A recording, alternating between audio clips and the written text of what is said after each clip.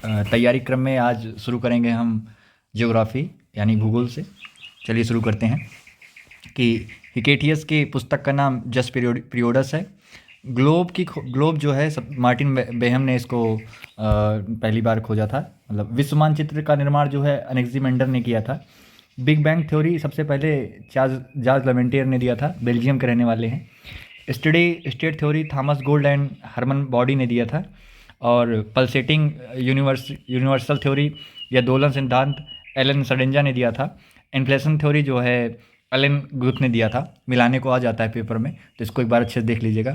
Big bang theory, जो big bang पहले आज से 13.7 अरब वर्ष पूर्व हुआ था, यानी कि उसके 10.5 अरब वर्ष बाद सौरमंडल का निर्माण हुआ। अर्थात जो सौरमंडल हमारा 4.5 मतलब 4.5 अरब वर्ष पुराना है। सूर्य अपने अक्ष पर पूर्व से पश्चिम की ओर गति करता है, जबकि पृथ्वी पश्चिम से पूर्व की ओर गति करता है। ब्रह्मांड वर्ष जो होता है 250 मिलियन वर्ष के बराबर होता है। जो जियोसेंट्रिक थ्योरी है क्लॉडियस टॉल्मी ने दिया था, जिन्होंने बताया कि अर्थ केंद्र में है, सूर्य उसका चक्कर लगाता है। जबकि हेलियोसेंट्रिक जो था थ्योरी, उसको कॉपरनिकस ने दिया था। इन्होंने बताया कि सूर्य बीच में है और पृथ्वी उसके चक्कर लगाती है। घनत्व तो देख लेते हैं, किसका कम सबसे ज़्यादा, किसका सबसे कम और किसका सबसे ज़्यादा आता होता है। शनि का सबसे कम होता है, शुक्र का सबसे ज़्यादा होता है। शनि का घनत्व जल से भी कम होता है। अब इसका मतलब ये है कि अगर शनि ग्रह को जल पे रख दिया जाए तो उस पर तैरेगा।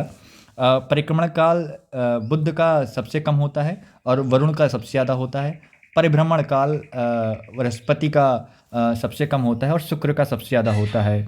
इसी क्रम में हम देखेंगे कि जो सबसे ज़्यादा ग्रह मतलब उपग्रह हैं, मून शनि के 146 उपग्रह हैं, और जबकि बृहस्पति के 95 उपग्रह हैं। और आगे इसी क्रम में देखेंगे कि शुक्र अरुण जो हैं इनके जो दोनों ग्रह हैं, इनके घूर्णन की दिशा क्लॉकवाइज है। मतलब ये ईस्ट टू वेस्ट गति करते हैं, घूर्णन करते हैं। बाकी जितने भी हैं 8 में से 2 को हटा दिया जाए, 6 जो बचे वो सब वेस्ट टू ईस्ट घूर्णन करते हैं। कुछ ग्रह के उनके गुण देख लेते हैं इसी क्रम में। बुध है, इसका विशिष्ट गुण है चुंबकीय क्षेत्र का होना। सर्वाधिक अच्छी गति इसी का है। और शुक्र सबसे गर्म ग्रह है, पृथ्वी का निकटतम है और पृथ्वी की बहन कहलाती है। क्यों कहलाती है पृथ्वी की बहन? क्योंकि इसकी साइज और डायमीटर और डेंसिटी पृथ्वी के बराबर है लगभग। और बृहस्पति के 95 उपग्रह हैं और इस सबसे बड़ा इसका जो उपग्रह है गैनीमेड है। मंगल का रंग लाल है। क्यों लाल है? क्योंकि आयरन ऑक्साइड पाया जाता है। पृथ्वी के समान यहाँ ऋतु परिवर्तन होता है, और क्योंकि यहाँ दिन का मान और अच्छे झुकाव पृथ्वी के समान है, इसलिए समान ऋतु परिवर्तन होता है। और आगे देखेंगे कि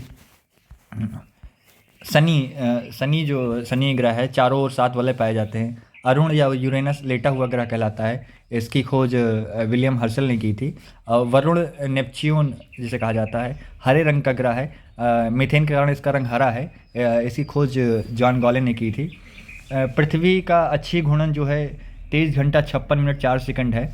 और परिक्रमण या वार्षिक गति जो है 365 दिन 5 घंटा 48 मिनट 46 सेकंड है। कभी माइन्यूट पूछ लिया इतना, तो आप ध्यान में रखिएगा। और जो सूर्य का चक्कर जो लगाता है 29.8 किलोमीटर प्रति सेकंड की गति से लगाता है। चंद्रमा के बारे में देख लेते हैं। चंद्रमा 27 दिन 8 घंटे इसका अच्छी या परिक्रमण काल है। हम पृथ्वी से चंद्रमा का 57% भाग ही देख पाते हैं, पूरा हमको नहीं दिखाई देता। पृथ्वी का जो मास है लगभग 6 × 10⁻24 किलोग्राम है। डेंसिटी जो है 5.5 ग्राम प्रति सेंटीमीटर क्यूब या 5515 किलोग्राम प्रति मीटर क्यूब है। एक बार देख लीजिएगा कि काफ़ी आ चुका है पेपर में ये। ज्वार के लिए सौर और चंद्रमा का अपेक्षिक शक्ति जो होता है 11:5 का होता है। उपसौर और अपसौर। उपसौर मतलब जब हमारे सबसे पास होता है सूर्य तो उसे उपसौर कहते हैं, 3 जनवरी को होता है। अपसौर जब दूर होता है तो उसे 4 जुलाई को होता है, जब हमारे सबसे पास होता है सूर्य। और अक्षांश समांतरों की जो संख्या है 179 है। एक देशांतर दूरी तय करने में पृथ्वी को 4 मिनट का समय लगता है। और संक्रांति कब होता है? सॉल्स्टिस जिसे बोलते हैं, 21 जून और 22 दिसंबर को होता है। और विषुव 23 सितंबर और 21 मार्च को होता है। संक्रांति में 21 जून को सूर्य कर्क रेखा पर और 22 दिसंबर को मकर रेखा पर, जबकि विषुव पर 23 सितंबर और 21 मार्च को विषुवत रेखा पर सीधा पड़ता है। पूर्ण सूर्य ग्रहण कब होगा? हमेशा अमावस्या के दिन होगा। अमावस्या को न्यू मून इंग्लिश में बोलते हैं। चंद्र ग्रहण कब होगा? हमेशा पूर्णिमा को होगा। फुल मून बोलते हैं इसे इंग्लिश में। और आगे देखेंगे कि अंतर्राष्ट्रीय तिथि रेखा जो है आइडियल, वो 180 डिग्री देशांतर रेखा को कहते हैं। विश्व को 24 टाइम जोनों में डिवाइड किया गया है और प्रत्येक 15 डिग्री के बराबर होता है। तो इस तरह से 15 डिग्री गुणे 24 360 डिग्री हो जाता है। सबसे ज़्यादा time zone 12 time zone France में है। और जो प्रधान मध्याह्न रेखा प्राइम मेरिडियन लाइन है, जिसे 0 डिग्री भी कहते हैं, ये ब्रिटेन, स्पेन, फ्रांस, ग्रीनलैंड और अल्जीरिया, माले, बुर्किना फासो और घाना से होकर गुजरती है। ये नार्वेनियन सी और साउथ अटलांटिक सी से होकर गुजरती है। अभ्रक का जो एस्क है पैग्मेटाइट से कोडरमा से प्राप्त होता है, झारखंड के। कुछ चट्टानें देख लेते हैं जो आग्नेय से कायांतरित में परिवर्तित हो जाते हैं। ये मिलाने को आता है PCS लेवल पर और RO में भी आ चुका है। ग्रेनाइट का कायांतरण नीस में होता है। साइनाइड का कायांतरण साइनाइड नीस में होता है। ग्रेबो का सर्पेंटाइन में, बेसाल्ट का शिस्ट में, बिटुमिनस का ग्रेफाइट में, और अवसादी जो चट्टानें उनका कायांतरण किस में होता है? बलुआ पत्थर का कायांतरण क्वार्जाइट में होता है। सेल का स्लेट में होता है। चूना पत्थर का संगमरमर में होता है और लिग्नाइट का एंथ्रासाइट में होता है। इसी क्रम में हम देखेंगे जो प्लेट विवर्तनिकी शब्द का प्रयोग सबसे पहले टूजो विल्सन ने दिया था, सिद्धांत मॉर्गन ने दिया था। पठार उसे कहते हैं जिसकी ऊंचाई सामान्यतः 300 से 500 फीट होती है, उसे पठार कहते हैं। और मैदान की परिभाषा क्या है कि 500 फीट से कम ऊंचाई वाले भूपृष्ठ के समतल भाग को मैदान कहते हैं। ध्यान रखिएगा कि 300 से 500 फीट वाले पठार कहते हैं जिनकी ऊंचाई, और 500 फीट से कम ऊंचाई वाले भूपृष्ठ के समतल भाग को मैदान कहते हैं। महासागरों की औसत गहराई कितनी है? 3800 मीटर। स्थल की औसत ऊंचाई कितनी है? 840 मीटर। जल का औसत अम्लता क्या है? 35 प्रति हजार है। और इसी क्रम में हम देखेंगे कि वायुमंडल में सबसे ज़्यादा नाइट्रोजन गैस पाई जाती है 78%, फिर ऑक्सीजन पाई जाती है, आर्गन 0.93% पाया जाता है और कार्बन डाइऑक्साइड 0.03% पाया जाता है। और तो यदि वायुमंडल में नाइट्रोजन ना होता तो आग पर नियंत्रण रखना कठिन होता, क्योंकि आग पर नियंत्रण करता है नाइट्रोजन। और पृथ्वी के ताप को बनाए रखने के लिए कौन सी गैस उत्तरदायी है? तो कार्बन डाइऑक्साइड और जलवाष्प उत्तरदायी हैं। 1 किलोमीटर ऊंचाई पर जाने पर 6.4 डिग्री सेंटीग्रेड की कमी आती है, याद रखिएगा। और हम अपने इस पे जो क्षोभ मंडल उसके बारे में देखते हैं। क्षोभ मंडल की ऊंचाई जो है ध्रुवों पर 8 किलोमीटर है, जबकि विषुवत रेखा के पास 18 किलोमीटर है। जो सभी वायुमंडलीय घटनाएं होती हैं वो क्षोभ मंडल में होती हैं। समताप मंडल वायुयान उड़ाने की आदर्श दशा पाई जाती है। और ओजोन मंडल में 1 किलोमीटर जाने पर 5 डिग्री सेंटीग्रेड के तापमान बढ़ता है। और आयन मंडल में संचार उपग्रह अवस्थित किए जाते हैं। और इसी क्रम में हम देखेंगे कि विश्व लेवल पर कि लार्जेस्ट कोस्टल लाइन जो है कनाडा की है, और उसके बाद फिर इंडोनेशिया की है, फिर ग्रीनलैंड की है, फिर रूस की है। कनाडा के बाद रूस मत लगाइएगा, इंडोनेशिया और ग्रीनलैंड आता है। और आप कमेंट करके बताइए कि भारत में 4 कौन से राज्य हैं जिनकी कोस्टल लाइन क्रमागत रूप से बढ़ते क्रम में लगाइए। और जल क्षेत्रफल वाले देश कौन से हैं? कनाडा, उसके बाद रूस, फिर अमेरिका, फिर भारत। और स्थानीय पवनों के हम नाम देख लेते हैं। गर्म जो पवनें हैं, चिनूक USA और कनाडा के बॉर्डर पर बहती है, और फॉन स्विट्जरलैंड में बहती है। हरमट्टन सहारा से गिनी तट की ओर बहती है। सिराको सहारा से भूमध्य सागर की ओर बहती है। सिराको के कुछ नाम हैं लोकल। खमसिन मिस्र में कहा जाता है, गिबली लीबिया में कहा जाता है, चिली ट्यूनीसिया में कहा जाता है, सिराको इटली में कहा जाता है, और लेबेक स्पेन में कहा जाता है। सिमूम जो स्थानीय पवन है अरब रेगिस्तान में बहती है। ब्लैक रोलर नॉर्थ अमेरिका में बहती है। ब्रिकफिल्डर ऑस्ट्रेलिया और में बहती है, विक्टोरिया प्रांत में। नार्वेस्टर न्यूजीलैंड में।